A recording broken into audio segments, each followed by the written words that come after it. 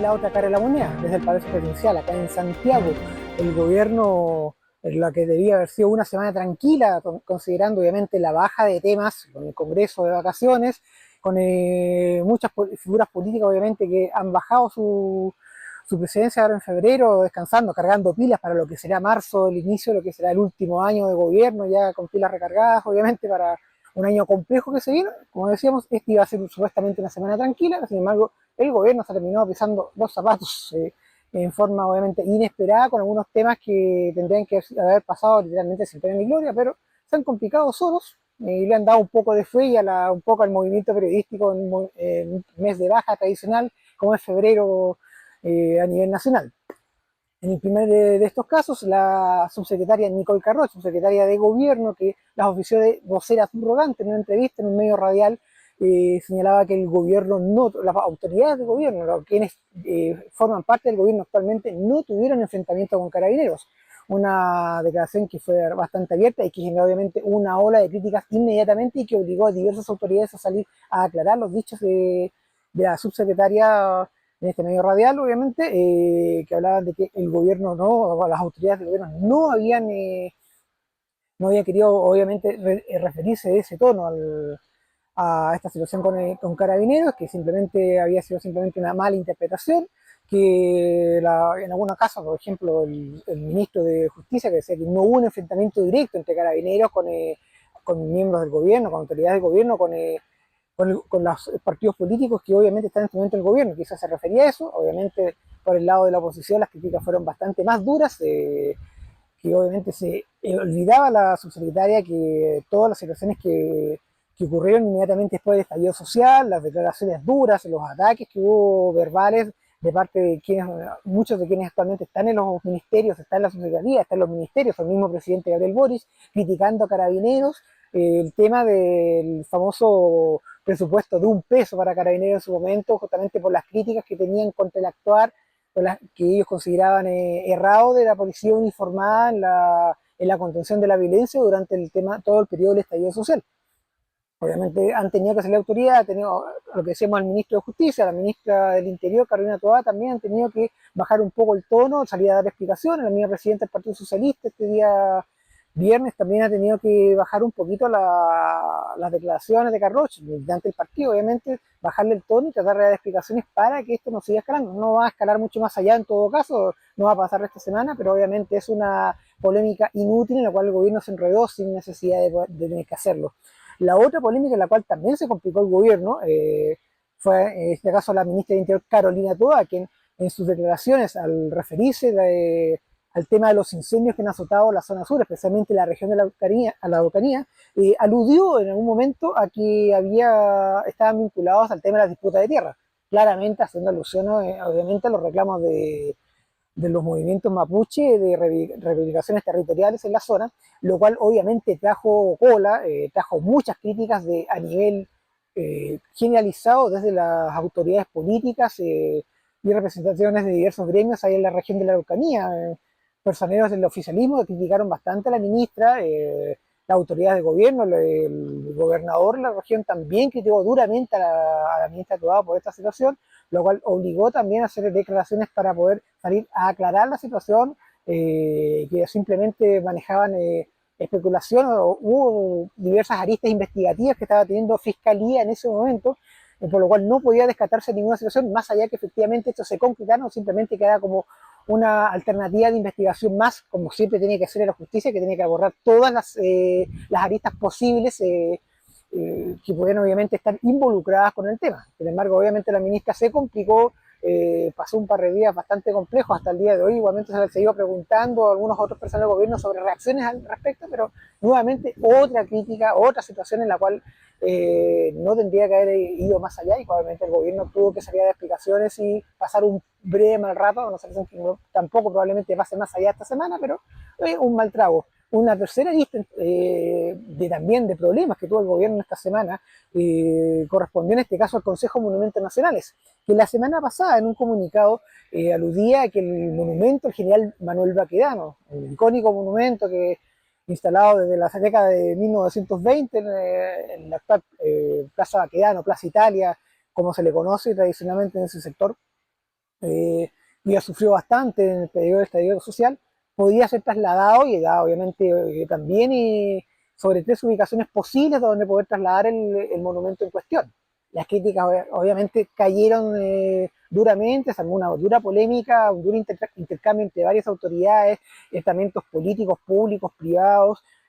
agrupaciones ciudadanas respecto al destino de la estatua de Baquedano, estatua icónica como venimos a decir, las autoridades comunales de Providencia y de Santiago, que recientemente llegaron obviamente a los sillones edilicios, se manifestaron inmediatamente en contra de este traslado. Todo esto obligó a que el mismo Consejo tuviera que salir a aclarar su propio comunicado, señalando que no se refería a un traslado definitivo, sino que simplemente a un traslado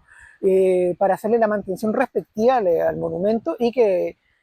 hacer cualquier traslado, cualquier otra modificación de la ubicación correspondía a un tema legal que está sancionado de bastantes décadas atrás y que no era llegar y disponer del traslado definitivo. Obviamente aquí las voces se acallaron un poco, eh, obviamente tanto de oficialismo como oposición, igualmente existen grupos que plantean quizás algún tipo de consulta ciudadana,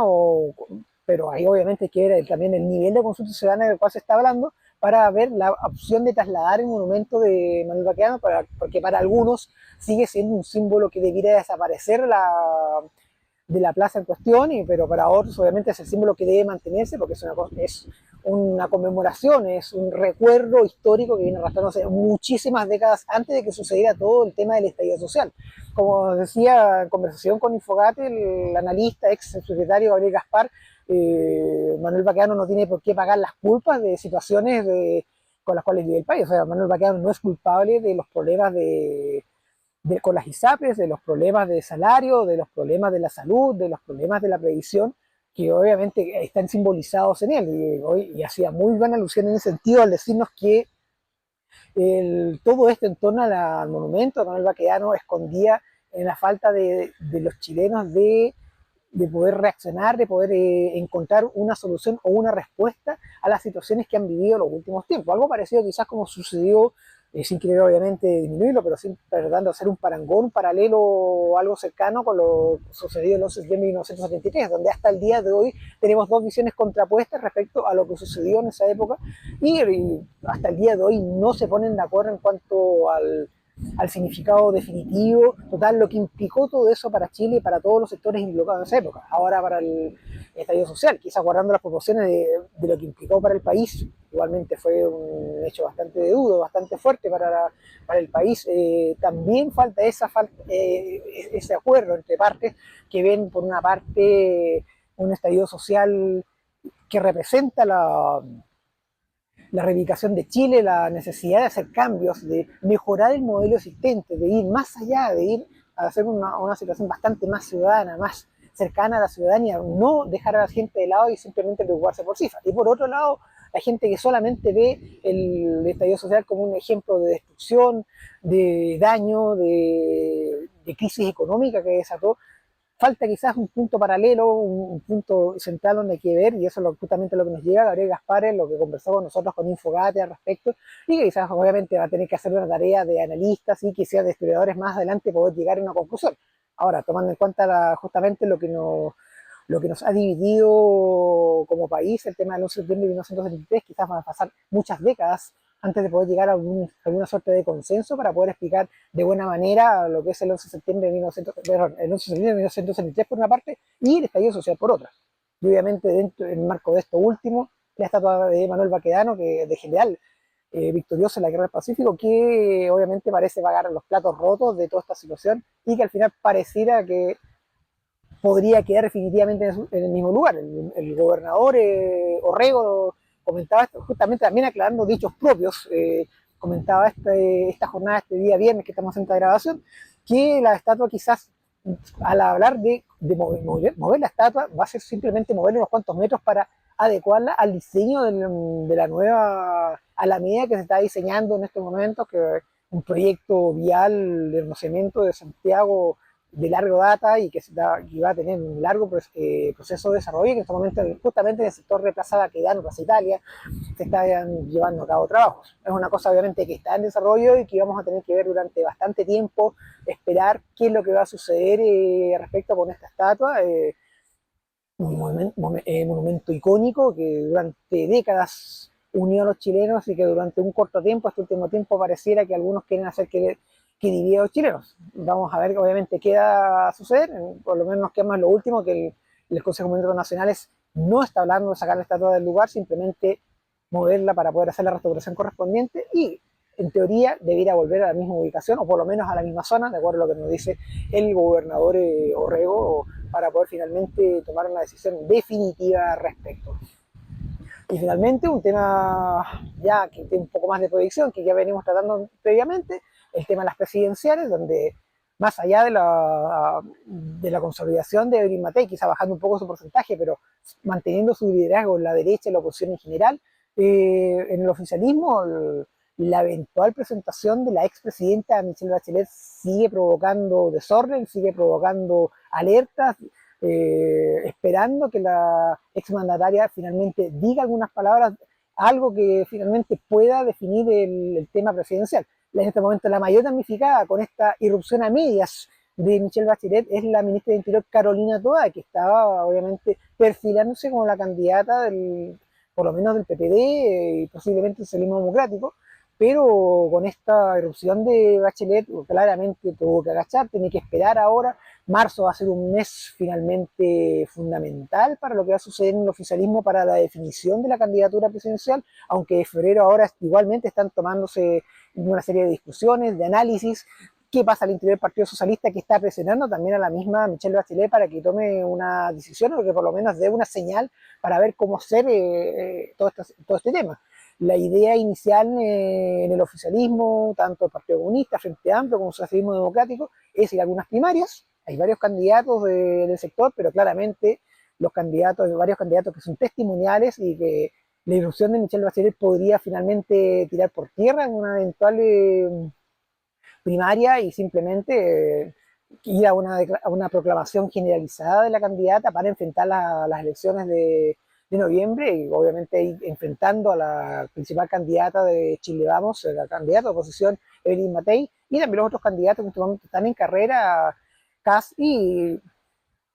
Kaiser, que obviamente están por el lado de la extrema derecha, fuera de Chile Vamos, que también tienen su propio tema ahí de poder definir quizás en algunas primarias un candidato de ese sector o quizás ir todos en una primera vuelta. Obviamente Chile Vamos podría salir bastante perjudicado en una primera vuelta con todos divididos, con todos los candidatos de derecha divididos, porque daría quizás la posibilidad al pie de que